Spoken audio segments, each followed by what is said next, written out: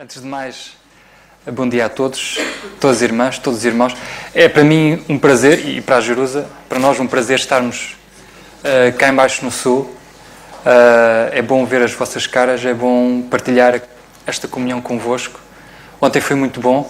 Eu senti-me mais abençoado se calhar do que vocês. Foi mesmo muito bom poder partilhar a palavra de Deus convosco e falarmos daquilo que é mais importante, ou que deve ser mais importante na nossa vida, que é a palavra de Deus. Eu quero transmitir as saudações também da igreja onde nos reunimos, na igreja em Oié. Aqueles crentes ali saudam esta igreja na graça e na paz do nosso Deus e Pai e do Senhor Jesus Cristo. Amém. Eu quero dizer que é mesmo um grande prazer estar no vosso meio. E eu ontem dizia ao Nando, assim, Nando, nós viríamos cá só simplesmente para estar. Não era necessário nós virmos falar ou estar cá para falar. Se nos dissesse assim, olha, venham cá visitar-nos, estejam só apenas cá para assistir, nós fazíamos com todo o gosto. É evidente que a responsabilidade cresce quando nós falamos da palavra de Deus, ou nos pedem para falar da palavra de Deus, mas isso é o mais importante. E nós precisamos estar preparados. O Nando falou de que ontem o tema foi crescimento espiritual. Também tocou nisso. Mas o desejo de Deus para os seus filhos, para os seus santos, é a maturidade espiritual. É nós sermos maduros. O exemplo deste animal, desta espécie de salamandra, é de que ela, desde o seu nascimento até à sua morte, ela mantém sempre esta fase imatura. Ela não cresce. E Deus não quer que nós sejamos assim, não é? Se um dia nos salvou, o objetivo é nós caminharmos rumo à maturidade espiritual. E especialmente os homens. A responsabilidade e o papel que eles têm na sociedade, nos lares, nas igrejas, é muito importante nós desejarmos buscar esta maturidade espiritual. E nesta manhã eu tive grande dificuldade em saber o que é que poderia trazer da parte de Deus. E nesta manhã nós vamos meditar um pouco acerca do crente e o desânimo. O desânimo é, sem dúvida, um problema à escala global. Eu perguntaria, se calhar, a todos vocês, alguma vez alguém se sentiu desanimado? Dificilmente alguém vai dizer, não, eu nunca me senti desanimado. Não é? Todos nós, alguma vez na nossa vida, já nos sentimos desanimados. Baixamos os braços. E sabem, este é um problema também que é contagioso. O nosso desânimo leva muitas vezes os outros a desanimarem também. Infelizmente há muitos crentes, creio que fiéis, que dizem que o crente nunca desanima ou nunca deve desanimar. Há até quem diga que o crente nunca tem depressões. E sabemos que muitas vezes os fatores deste mundo, as situações da vida, leva-nos muitas vezes a termos problemas de saúde. Nós não podemos pensar que nós somos super-homens, pensar que somos super espirituais e que nada nos pode acontecer ou nada nos acontece. Cuidado quando assim é. E sabem, há inúmeras causas para nós nos sentirmos desanimados. E uma dessas causas é o pecado na nossa vida. Por muito que nos custe admitir isto, quando há pecado na nossa vida, ele não nos aproxima de Deus. Ele afasta-nos da palavra de Deus e afasta-nos do tempo de oração, da nossa intimidade com Ele. E sabem, dificilmente as pessoas andam alegres, contentes e felizes, por mais que possam mostrar isto, mas é de fachada. O pecado traz tristeza e dor à vida, e especialmente à vida do crente. Mas outra causa para o desânimo é o falhanço ou o fracasso. Quantos de nós, na nossa vida, pensamos, o meu objetivo era este, e lutámos por aquele objetivo, e chegámos quase ao fim, eu não consegui. Eu falhei, eu não consegui atingir o meu objetivo. E isto leva-nos a desanimar. Outra das causas é muitas vezes também o nosso cansaço físico. Quantos crentes têm lutado na obra de Deus, feito o seu melhor e não têm visto fruto desse trabalho? E quantos têm desanimado a dizer, Senhor, há 30 anos que nós pregamos o Evangelho neste lugar e não vemos uma alma salva. Leva-nos a desanimar. Outra das causas para o desânimo também são as pessoas. O testemunho das pessoas na igreja, quando às vezes nós olhamos para as pessoas assim, que crente este? Que vida é esta? Quando as nossas famílias têm exemplos de mau testemunho que nos levam também a desanimar. Os nossos amigos. Mas pior que isto é quando nós somos exemplo de mau testemunho para eles e que os leva a desanimar. Leva a desanimar os crentes da igreja, leva a desanimar os nossos amigos, leva a desanimar os nossos familiares. Nós podemos também ser uma causa de desânimo. Outra causa de desânimo para o crente é também o mundo. Sabem, Asaf, no salmo que ele escreveu, no Salmo 73, ele olhava para o ímpio e via que ele era cheio de bênçãos. Nós vamos ler Salmo 73. Embora nós não vamos basear esta meditação nesta passagem, mas vamos ver Salmo 73.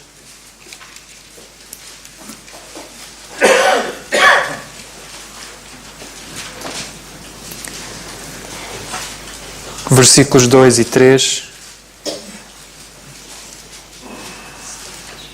Quanto a mim, os meus pés quase se desviaram. Pouco faltou para escorregassem os meus passos. Pois eu tinha inveja dos soberbos e ver a prosperidade dos ímpios. Asaf, por ver a prosperidade do ímpio, tinha inveja deles. Mas sabem o que é que diz no versículo 17 e à conclusão que ele chegou? Até que entrei no santuário de Deus e então entendi o fim deles. Até que eu entrei no santuário de Deus e então entendi eu o fim deles. Sabem, nós podemos olhar para o mundo que está à nossa volta. Nós podemos ver prosperidade naquelas pessoas que dizem eles não merecem nada. Então, eu que sou filho de Deus, não tenho dinheiro, tenho dificuldades, procuro emprego, não tenho emprego. E eles têm tudo de uma forma tão fácil. Nós com o Senhor temos tudo. O nosso irmão Carlos ontem dizia esta frase, certamente já disse cá na igreja. Talvez. Se não, desculpa, porque vou ousar. A verdadeira felicidade não está em nós possuirmos tudo, mas está em nós não termos necessidade de nada. Porque nós dificilmente possuiríamos tudo. É ou não é? Se nós possuirmos tudo e não possuirmos o Senhor, não temos tudo. O Senhor Jesus Cristo também disse: o que vale ao homem ganhar o mundo inteiro se perder a sua alma. Nós, quando olhamos para o mundo, muitas vezes leva-nos a desanimar. Mas os nossos olhos devem estar virados para o Senhor. O mundo pode ser uma causa para nós desanimarmos. Outra causa, entre as inúmeras que há, é a autocomiseração. Sabem o que é autocomiseração? É nós termos pena de nós próprios. E às vezes há crentes que dizem assim: ninguém me liga nenhum. Ninguém ouve o que eu digo, ninguém presta atenção àquilo que eu digo, ninguém vê aquilo que eu faço. E leva a desanimar, porque ninguém nota o que eu faço. A ter pena de si próprio leva-nos a desanimar. Porquê? Porque olhamos através do nosso eu. Porque a mim ninguém me faz. Porque a mim ninguém me dá atenção. Porque a mim ninguém ouve. Porque a mim ninguém valoriza. E sabem, há outras inúmeras razões, causas que nos levam a desanimar. E engane-se aquilo que pensar que a Bíblia não tem exemplos de homens que não desanimaram. A Bíblia está cheia de exemplos de homens que desanimaram. Josué, por exemplo, foi um homem que desanimou quando estava a tentar conquistar Ai, a terra de Ai, era a segunda cidade depois do Jordão. E sabem, era uma vitória extremamente fácil. Ele olhou para aquela cidade e disse assim: isto vai ser fácil. Mas Israel perdeu a batalha por um simples pecado oculto de Acã. E sabem, isto levou Josué a dizer: Senhor, porquê é que nos fizeste passar o Jordão? Melhor seria se tivéssemos ficado lá atrás. Trouxeste-nos aqui para isto. Josué desanimou pela perda da batalha na conquista de Ai. Jó, pela incompreensão dos seus amigos, pelo qual ele esperava o apoio, mas tinha os julgamentos dos seus amigos, e entristeceu-se e desanimou pelo facto dos seus amigos o terem desamparado. David também desanimou perante o seu pecado. No Salmo 51, e já que estamos nos Salmos, 51, versículo 12, David diz assim: torna a dar-me a alegria da tua salvação, sustém-me com um espírito voluntário. E ele pede ao Senhor que o volte a dar esta alegria da salvação, porque ele estava desanimado por causa do seu pecado. Os discípulos a caminho de Emaús desanimaram ao saber da notícia de que aquele a quem eles esperavam que ressuscitasse ao terceiro dia, afinal eles não sabiam, não tinham tido notícias. Então a caminho de Emaús eles iam tristes, conversando um com o outro acerca disto, até que o Senhor se abeirou deles, se apresentou, e quando se deu a conhecer, dizem eles, não ardia em nós o nosso coração quando Ele nos revelava a palavra. Mas eles iam desanimados, porque o Senhor em quem eles esperavam, eles não tinham tido notícias da sua ressurreição. Eu penso que o apóstolo Paulo também teve momentos de desânimo. Ele, na segunda carta a Timóteo, diz: todos na Ásia me desampararam. É certo que ele diz: mas o Senhor me fortaleceu, me animou. Todos o desampararam. Nós temos então na palavra de Deus inúmeros exemplos de homens que desanimaram, mas não permaneceram no desânimo. E é isto, e é o foco nesta manhã, que pretendo, se porventura alguém se encontra a passar por estes momentos de desânimo, que possa agarrar a palavra de Deus e ganhar ânimo. Então, eu quero usar o exemplo de Neemias. E então convidava-vos a todos, mais uma vez, a abrirem as vossas Bíblias no livro de Neemias.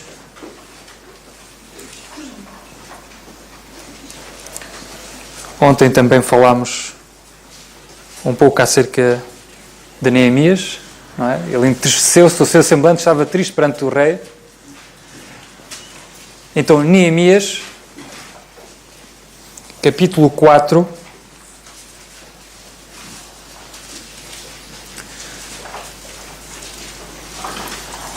e versículos 10 até ao versículo 15.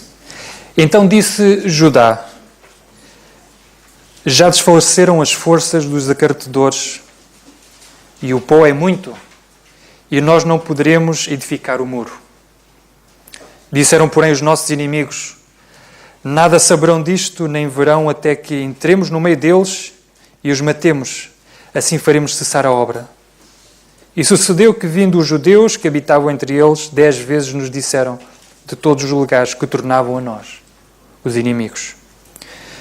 Então Neemias escreve e tomou esta atitude: pelo que pus guardas nos lugares baixos, por detrás do muro, e nos altos, e pus ao povo pelas suas famílias, com as suas espadas, com as suas lanças e com os seus arcos. E olhei e levantei-me e disse aos nobres e aos magistrados e ao resto do povo: não os temais, lembrai-vos do Senhor, grande e terrível, e pelejai pelos vossos irmãos, vossos filhos, vossas mulheres e vossas casas. Então sucedeu que, ouvindo os seus inimigos, que já o sabiam, que sabíamos, e que Deus tinha dissipado o conselho deles, todos voltámos ao muro, cada um à sua obra. Para melhor enquadrar, Neemias tinha sido deportado para a Babilónia, e a certa altura, quando ele recebeu notícia de que os muros de Israel, de Jerusalém, e as portas, os muros tinham sido fendidos, as portas tinham sido queimadas, o povo estava a viver muito mal, E isto mexeu com o coração de Neemias. E entristeceu o semblante de Neemias. E então, perante o rei da Babilónia, e que era o copeiro-mor deste rei, este rei notou que estava triste. E perguntou porque é que ele estava triste. E Neemias abriu o seu coração ao rei. Orando ao Senhor, abriu o coração ao rei. E falou do que é que se estava a passar em Jerusalém. E Deus permitiu que este rei desse autorização para que Neemias fosse para Jerusalém, para restabelecer os muros e as portas desta cidade. E então, Neemias ganhou este ânimo ao saber de que iria trabalhar na obra de Deus reconstruindo os muros de Jerusalém e as portas de Jerusalém. E então ele chega a este capítulo 4, em que os muros estavam já a metade feitos e os inimigos tentaram uma incursão para que esta obra parasse, ou para que esta obra não fosse concluída. E o povo, ao ouvir isto, além do mais do trabalho que tinham pela frente, por isso nós no versículo 10, então disse Judá, já desfaleceram as forças dos acartadores ou dos trabalhadores, e o pó ou o entulho é muito, e nós não poderemos edificar o muro. Sabe, o cansaço pelo trabalho muitas vezes leva-nos a baixar os braços. E então era nesta situação em que este povo se encontrava. E Neemias, que estava motivado, falou de 3 pontos muito importantes, e focou 3 pontos muito importantes para combater o desânimo deste povo, em que o povo estava a cair. O primeiro ponto que Neemias usa é reorganização. Nós vemos aqui no versículo 13, nós não lemos o versículo 11, ou o versículo 9, perdão, porque os muros estavam a ser guardados, mas se calhar não estavam a ser guardados da forma que desse segurança aos trabalhadores. Nós lemos no versículo 9, porque nós orámos ao nosso Deus e pusemos uma guarda contra eles, de dia e de noite por causa deles. A guarda já existia. Mas perante todo este desânimo do povo, notem o que é que ele diz no versículo 13, pelo que pus guardas nos lugares baixos, por detrás do muro e nos altos. Neemias pensou assim, calma, a coisa está assim, mas não está da melhor forma. Vamos ter que reorganizar as tropas. Vamos ter que reorganizar a situação. Sabem, na nossa vida há muitas coisas que nos levam a desanimar. E especialmente como estes muros, há muitos entulhos na nossa vida. Há muitas coisas que nós consideramos importantes e que não são importantes. E quando nós olhamos para a nossa vida que está atarefada, cheia de coisas, e que muitas vezes não são as coisas importantes, nós dizemos assim, eu estou cansado. A minha vida tem sido uma canseira. Então, que possamos seguir este conselho de Neemias. Precisamos de reorganizar a nossa vida. Pensar e estabelecer quais são as prioridades dela. O que é que nós temos dado valor? O que é mais importante na nossa vida? Sabem, ontem dávamos o exemplo de um pote, não é? E das várias pedras com vários tamanhos e da areia. E tentar encher este pote com tudo isto, não é? E nós sabemos que a solução para encher com tudo isto é pôr primeiro as pedras maiores e depois ir encaixando as mais pequenas até, por final, colocar a areia. Porque se for ao contrário, se nós tentarmos pôr a areia e as pedras mais pequenas, as maiores já não vão lá caber. E as pedras maiores simbolizam aquilo que é mais importante na nossa vida.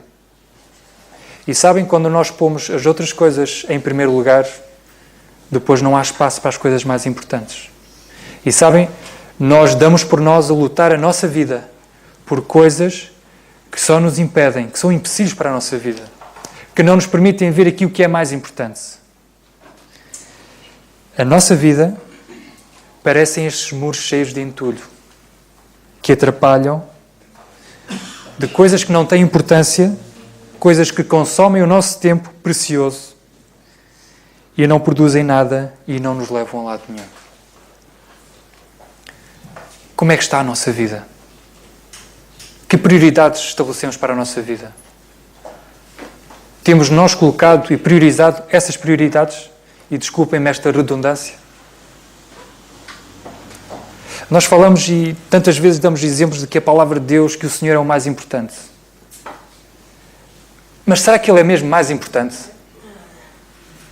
É esta pergunta que eu faço a mim mesmo, que nós devemos fazer a nós mesmos. Será que o Senhor é mesmo importante? Porque muitas vezes as nossas atitudes não revelam isso, revelam o contrário. Será que a sua palavra, que é a palavra de Deus, é assim tão importante? Então porquê é que eu não dou ouvidos? Porquê é que eu não dou atenção? Porquê é que eu não faço as escolhas segundo a vontade de Deus? A nossa vida ocupada muitas vezes com coisas que não são prioridades, levam-nos nós a muitas vezes desanimarmos. Mas o conselho que Neemias dá, e que o Senhor também o instruiu, foi: vamos reorganizar, vamos estabelecer as prioridades na nossa vida. Vamos parar. Às vezes na vida é preciso parar. E às vezes a gente avança quando devíamos estar parados. E na vida é preciso muitas vezes parar e dizer o que é que efetivamente está a ser importante para mim. E voltar a reorganizar a nossa vida. Neemias usou também outro fator importante para animar este povo. E nós lemos isto no versículo 14, e diz: e olhei e levantei-me e disse aos nobres e aos magistrados e ao resto do povo, e notem o que é que ele diz, perante um povo que estava desanimado e cansado: não os temais, os inimigos, não os temais, lembrai-vos do Senhor grande e terrível. Este é um fator importante para nós nos levantarmos do desânimo. Lembrarmos do Senhor. E era isto que o Neemias estava a dizer a este povo. Onde está o vosso foco? Onde está a vossa visão? Para quem estão vocês a olhar? Como disse, o mundo e aquilo que nos rodeia são causas para nós desanimarmos, não é? Então, quanto mais nós soubermos que temos inimigos, mais nós tememos pela vida. Mas Neemias disse: lembrai-vos do Senhor, grande e terrível. Recordarmos o Senhor nas nossas vidas é, sem dúvida, um dos fatores que nos leva a animar. Porque Ele deve ser o foco da nossa vida. Recordarmos a sua bondade traz ânimo quando lembramos a bondade de Deus para connosco. Recordarmos que Deus está sempre presente. Mesmo que às vezes a nossa vida, ou nós na nossa vida, não tenhamos noção disso. Às vezes vivemos pensando que o Senhor não está ao nosso lado, que o Senhor vive em nós, pelo seu Espírito. Às vezes agimos como se Deus não fizesse parte. E precisamos saber que o Senhor está sempre presente. Traz-nos ânimo a presença constante de Deus ao nosso lado. Na carta aos Hebreus ele diz: nunca te deixarei, nem nunca te desampararei. Recordarmos também o seu poder. É pelo Espírito Santo que Deus nos dá força e nos capacita para superar as tribulações e momentos de desânimo. Nós, nestes momentos de desânimo, fazer como este povo, ou pelo menos tentar fazer como este povo, tirar os nossos olhos das circunstâncias e colocar o nosso olhar naquele que controla as circunstâncias e tem poder e que nos capacita para as ultrapassar. Devemos então colocar os nossos olhos não nas circunstâncias, mas no poder de Deus. Desta forma, seremos desafiados e não sucumbiremos ao desânimo ou não permaneceremos no desânimo, lembrando que se Deus é por nós, quem será contra nós? Não é? Aquele que nem mesmo ao seu próprio Filho poupou, como nos não dará também todas estas coisas? Romanos capítulo 8. E também, neste mesmo capítulo, no versículo 37, diz: em Cristo nós somos mais que vencedores. Então, porque permanece o nosso olhar depositado nas circunstâncias que nos rodeiam? Quando é o Senhor que deve ser o foco do nosso olhar, da nossa visão. Terceiro ponto, também para finalizar. Nós no final do versículo 14, nós lemos assim: lembrai-vos do Senhor grande e terrível e pelejai pelos vossos irmãos, pelos vossos filhos, pelas vossas mulheres e as vossas casas. Um dos fatores que nos leva a levantar do desânimo é nós combatermos o bom combate. Além de reorganizarmos a nossa vida, estabelecermos aquilo que é prioritário, aquilo que deve ser prioritário na nossa vida. Além de nós depositarmos ou virarmos o nosso olhar para o Senhor, que é grande e terrível, que é o capacitador e aquilo que é capaz. Devemos também de não deixar de parar, de lutar.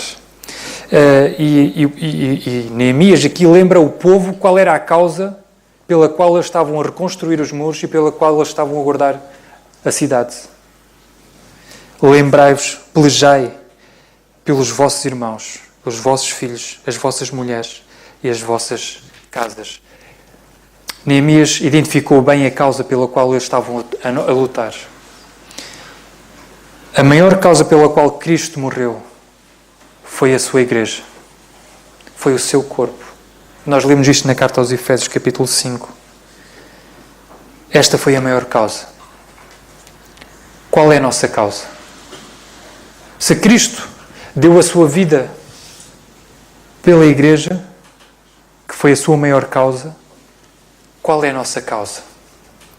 Infelizmente, nas igrejas, de uma forma geral, vemos muita atitude dos crentes lutarem contra os próprios crentes e não pelos crentes. Às vezes damos por nós a lutar contra os crentes. Vemos o corpo a lutar contra si próprio, em vez de lutar por si próprio, pelos seus irmãos. E que o Senhor nos ajude a saber qual é a verdadeira causa da nossa luta. Dentro desta luta, muitas vezes nós empreendemos esforços para nada. Acabamos frustrados e cansados, sendo o saldo obtido o desânimo nosso e dos nossos irmãos. Que possamos atentar para isto. Qual é a causa pela qual nós estamos a lutar? Sendo nós e sabendo nós que somos corpo de Cristo e que todos nós fazemos parte deste corpo, tínhamos noção de que se hoje estamos animados, se hoje estamos fortalecidos, há aqueles que estão ao nosso lado que precisam da nossa ajuda, que precisam que nós lutemos por eles. Precisam ser animados, precisam ser fortalecidos. Então nós que estamos fortalecidos devemos ter este cuidado de os animar e de os fortalecer. Não lutar contra ele e dizer, olha para aquele irmão, para aquela atitude, baixou os braços. Eu costumo dizer que as igrejas, e especialmente os nossos lares, devem ser hospitais e não tribunais. Não é? Nós devemos receber as pessoas para as ajudar, não para as julgar. E muitas vezes nós temos sido verdadeiros tribunais para aqueles que estão, para os nossos irmãos. Lutamos contra eles, julgamos a casa dele, quando o julgamento não é nosso, ou não deve ser nosso. Se porventura alguém está desanimado aqui, nesta manhã, está a passar por momentos de desânimo, lembremos-nos, é preciso estabelecer quais as prioridades da nossa vida. De olhar para o Senhor, aquele que é o Todo-Poderoso, aquele que é capaz de nos levantar. E termos atenção de que um dia os nossos irmãos precisarão da nossa ajuda.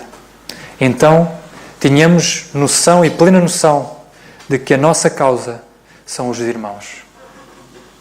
É a Igreja Corpo de Cristo. Em momentos de desânimo, que possamos repensar então as nossas prioridades, que possamos olhar para o Senhor e que possamos recordar pela qual é a causa de que nós devemos lutar.